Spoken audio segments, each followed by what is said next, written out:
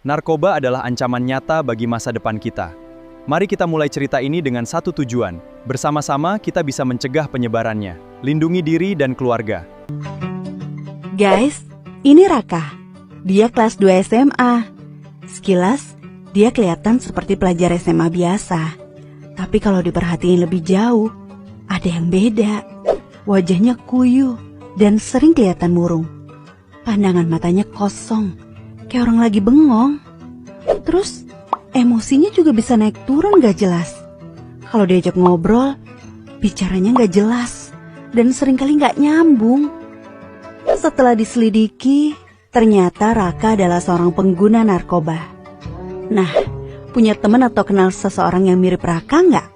Atau pernah kebayang nggak kalau Raka itu kita sendiri?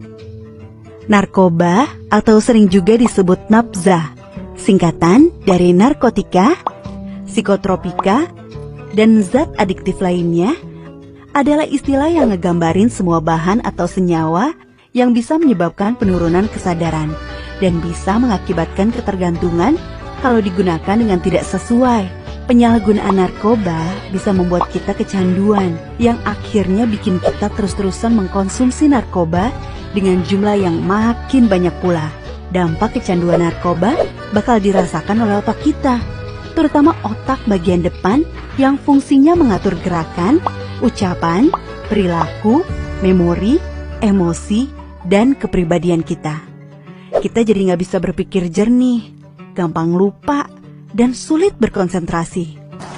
Emosi kita jadi nggak stabil, jadi gampang marah-marah atau ngamuk-ngamuk.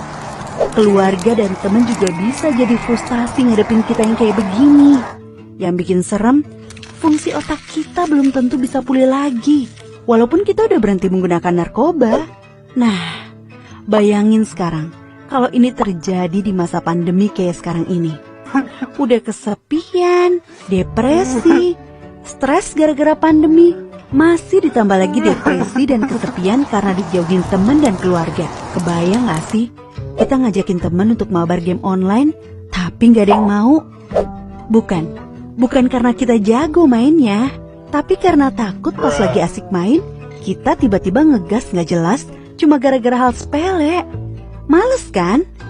Bukan cuma itu, dampaknya ke tubuh kita juga bisa berbahaya loh.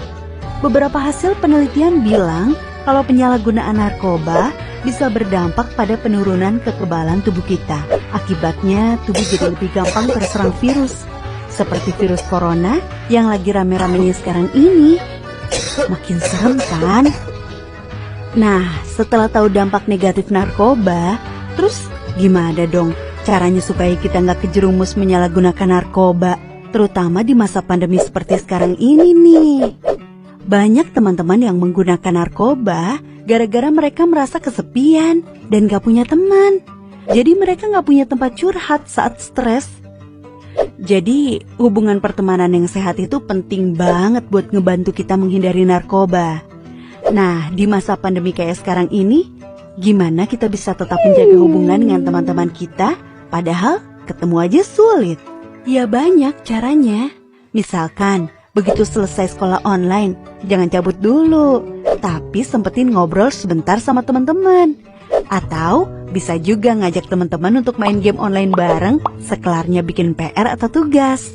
Mabarnya yang sehat juga ya, misalnya dibatesin cuma maksimal 2 jam setiap hari, supaya otak kita juga bisa beristirahat nggak ngeliatin gadget melulu. Tapi selain teman-teman sekolah, jangan lupa kita masih punya teman yang jaraknya nggak jauh dan bisa kita ajak ngobrol kapan aja, yaitu keluarga kita sendiri.